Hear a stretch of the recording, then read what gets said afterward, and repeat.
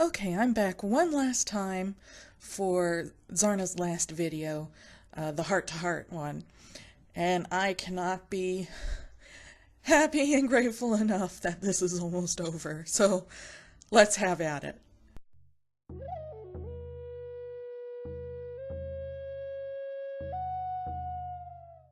Is that Native American music? I thought she was Indian, as in from India. Would that be considered cultural appropriation? Nah, it's only cultural appropriation if you're white. It's rare that a woman of color becomes famous through no work of her own. What about Nicki Minaj or Rihanna? What I want, what I'm hoping for, what my prayer is that now, after watching these videos, after listening to these videos, you might start to notice patriarchy all around you because it's always been there. Well, you've certainly failed on that count. I'm not convinced that there's any overarching male-dominated or white-dominated system currently in place that I have to be afraid of. The truth is that my situation is nothing special. I simply went through publicly what women and marginalized people go through privately every single day. And you've shown no evidence that this is actually true. I hope that you notice the connection between my race and my gender in how I've been treated. The racial slurs and the slurs that are Islamophobic. I'm not Muslim, but that's not the point. The fact is that Islamophobia is just another type of racism.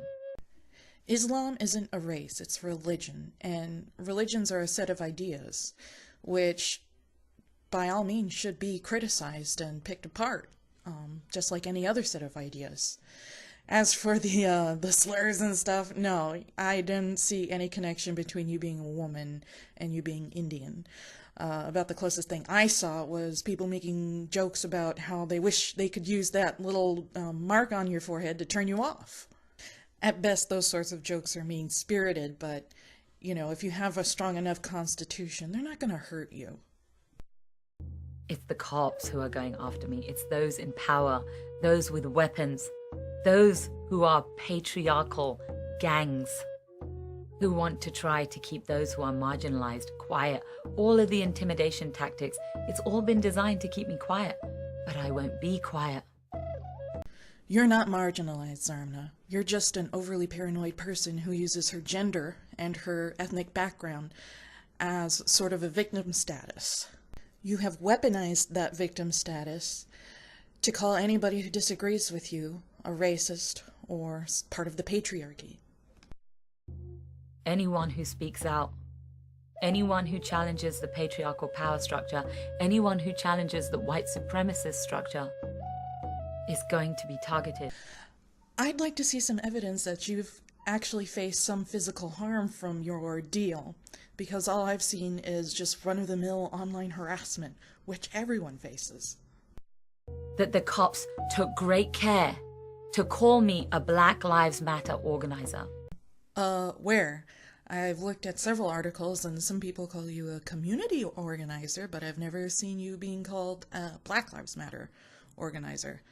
At best, people probably just don't understand what you're protesting against. And you think, oh no, but it's okay for us. At least it's not as bad as black people. The truth is, until black people are free, until women are free, until gay and transgender people are free, no one is free. Are you kidding me? Black people are free. They've been free since the Emancipation Proclamation. And women? We've never been owned. We have the right to vote. We have the right to own property. We have the right to have economic freedom with jobs and everything else. And this includes black people as well. When you say free, what do you mean? Your inability to properly define terms like freedom, racism, patriarchy, all that stuff has undercut your argument from even the first video. You haven't even been able to convince me that your definition of sexual harassment is correct. So why are why are any of us supposed to listen to you here saying that you're not free, you're oppressed, black people are oppressed, these other, supposedly marginalized groups are as well, when you have yet to convince anybody? The second lie is that they said that I approached him and asked him for his name. I didn't. If you actually watch the video, it's quite clear that you approached him after he was walking away from his interview, which he then asks, well, why are you filming me? You want my name? And you said yes. So quite clearly you approached him, and then he offered to give you his name, which was quite clearly a fake name, a funny name, and quite clearly the evidence doesn't lie. And you're trying to obscure the truth. This is just terrible, because she starts going on and on about how he was gaslighting her and how it's, what patriarchy and men do. Please, somebody stop. Make her stop. This is terrible.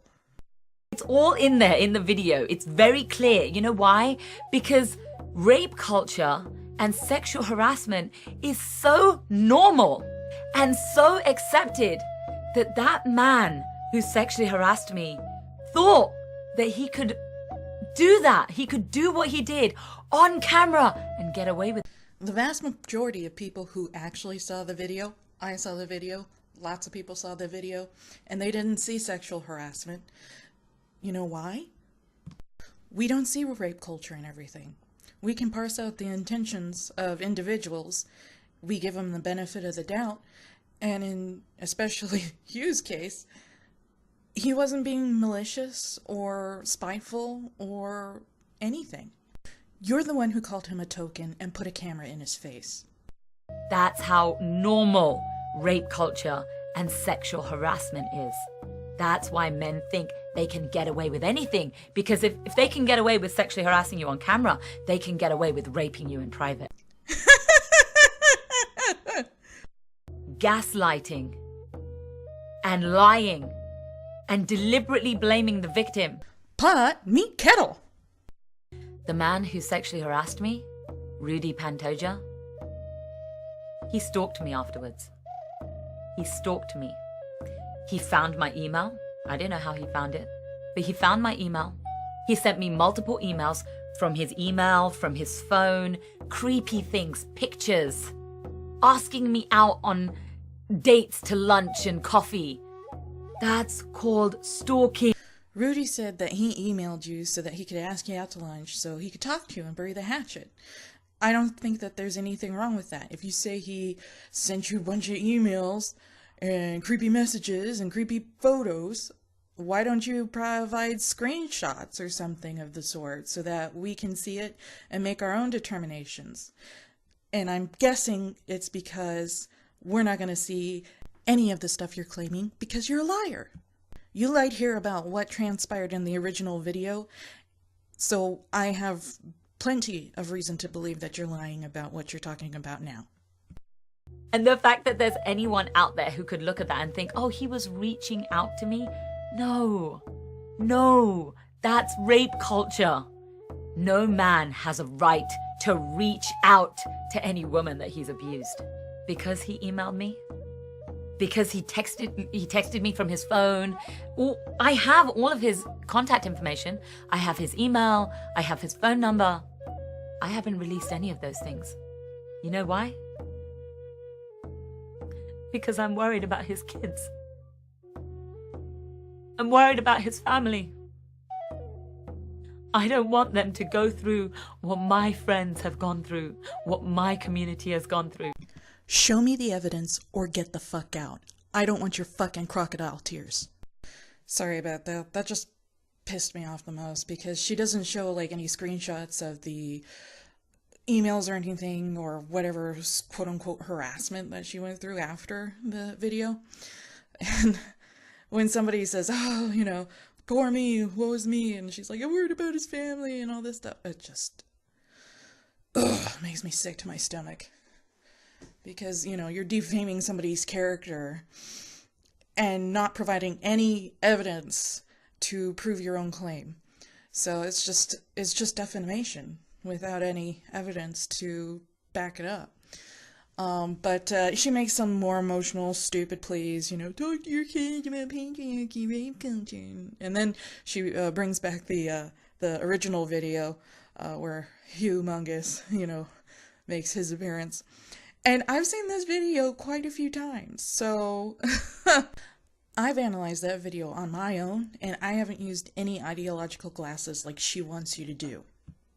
The evidence doesn't lie, Zarna, but you clearly do.